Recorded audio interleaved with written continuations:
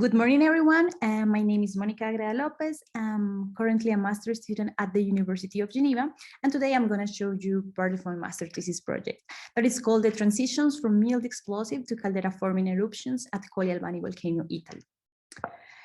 The Colli Albani Volcano is located in central Italy, around 30 kilometers southeast of Rome. And here we have a close-up of the area in which we see pretty clear the caldera, and we have roaming here. Colli Albani is really interesting because, as we see in this graph, we have in the y-axis the volcanic explosivity index, and in the x-axis we have the silica content. We see that for a pretty mafic volcano, we still produce big, large ignimbrites. And this is something that has triggered the scientific community, including Corinne Jerison, that is a former PhD student of Luca Caricchi. And if you want to check out a little bit more, you can check her master thesis in which she worked on that.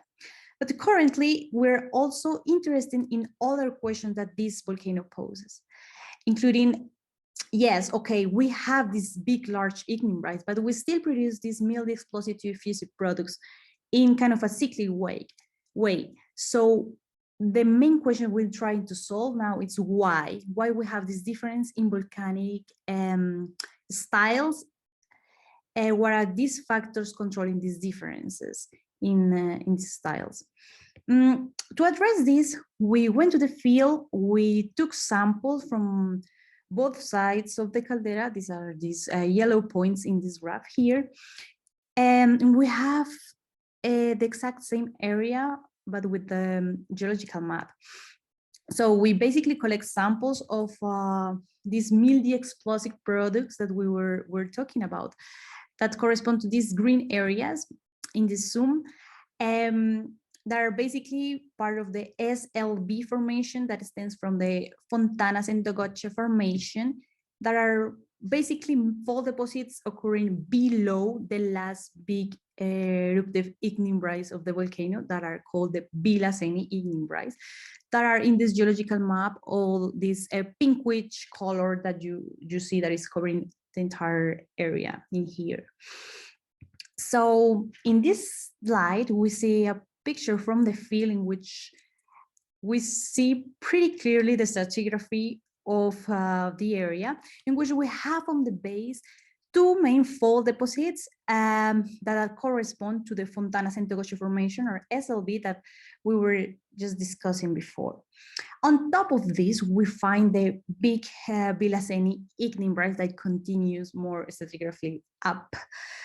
And two main differences that we already see from this picture is the difference in competence between the two units, and also in thickness. And we build these two stratigraphic columns on the two parts of the caldera that I showed you in the previous map. So we have here the stratigraphic column for the Tuscolo section, and here for the Artemisia section. In general, we see that we start basically with these fault deposits of the Fontanas and Dogotche formation SLB in both sides.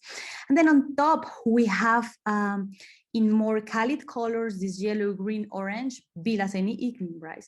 And then again, on top of the Vilaseni ignimbrites, we find again more mildy explosive to effusive products. So some fault deposits, some lavas too.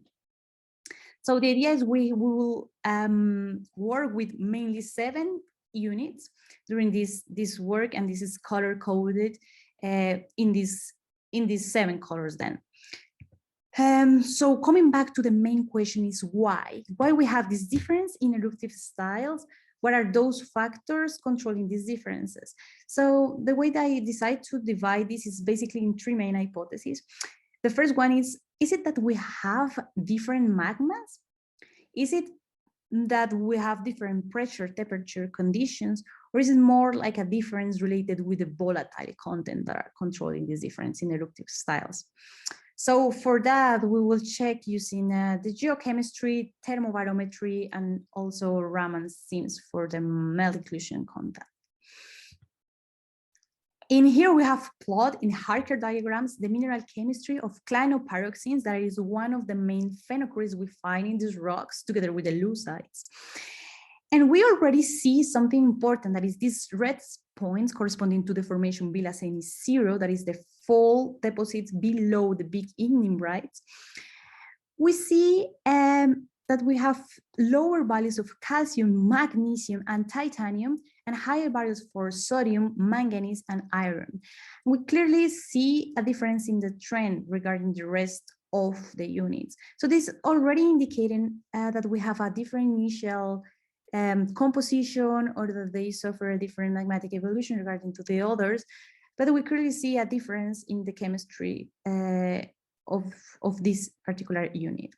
Another important observation that we found is in the chromium content. If you take a look of it, you just have higher values for these yellow and orange points that are corresponding to this Villaceni igneous brights, but we do not observe these higher values for the rest of the units. This, together with the magnesium number that is plotted here in the y-axis, we see above the 0.8, we just find values for Villaceni igneous brights. So as I was saying, together with the chromium content and the magnesium number, this is already an indicator of material coming from deep and related to mantle that we do not observe for the rest of the more mildy explosive products. So this is also something that we are trying to check out now with the pressure and temperature estimates that we're working on a thermobarometer using a supervised machine learning technique. In the meantime, we also want to take a look more into the detail of the difference that we may encounter within the different fall deposits or mildy explosive to effusive products. Because we do see difference between the igneous brights and the falls in general, but not within them, not for the Harker diagrams or the general geochemical observation. So that's why we decide to use other tools like clustering in this case. So we use clustering to basically highlight what are the main oxides, in this case, that will behave as the main factors that can control this differentiation within the chemistry that we are not able to see clearly for Harker diagrams. So we found basically 4 main clusters, and in here I plot the pie diagrams for the 7 units that we have been studying. So if you see for Villaceni 0, Villaceni 2b, and the SLBA, we have pretty clearly almost all the data of these units that falls in a different cluster. So for Villaceni 0, we have almost all the data for the cluster 1, then for Villaceni 2b, almost all the data in cluster 4, and for SLB, we have almost all the almost all the data in cluster 3. That already makes a big difference within these 3 main formations. But for the rest of the units, it's not that evident because they have like kind of a mixture of all the data in the different clusters. We also have plot the different 4 clusters, but inside we have the distribution of the 7 formations we have been mentioned. So this is pretty consistent with what we have been observed. That is, for example, in the cluster 1, as we saw previously in the slide, most of the cluster 1 is constituted by Villaceni 0. That is also consistent with what we observe in the Harker diagrams already. If you remember, the red points are clearly following a different trend from the rest of the units. Well, this is already reflecting here in clustering, so it's good, it's consistent with what we already observed. But then, okay, another interesting thing to notice is exactly cluster 2 and cluster 3. So in cluster 2, we have like most of the data is from SLBT, and in the cluster 2, we have SLBA as like the majority of the cluster.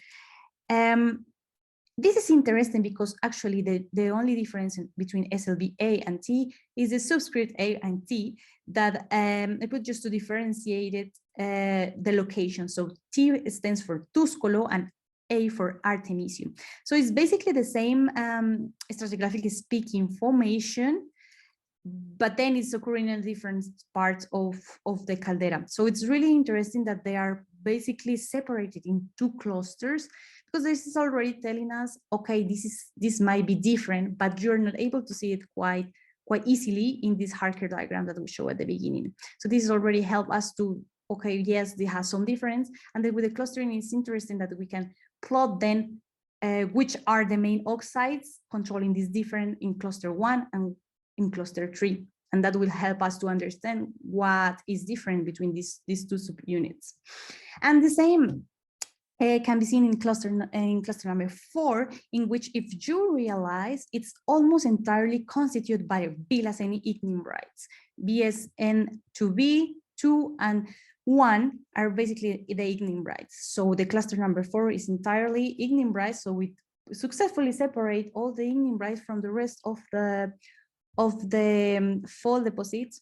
That is, so it's pretty interesting to take a look of what are these main factors, the main oxides that are dominating cluster 4, and that will help us to understand which are the main factors controlling these different units and in general in eruptive styles.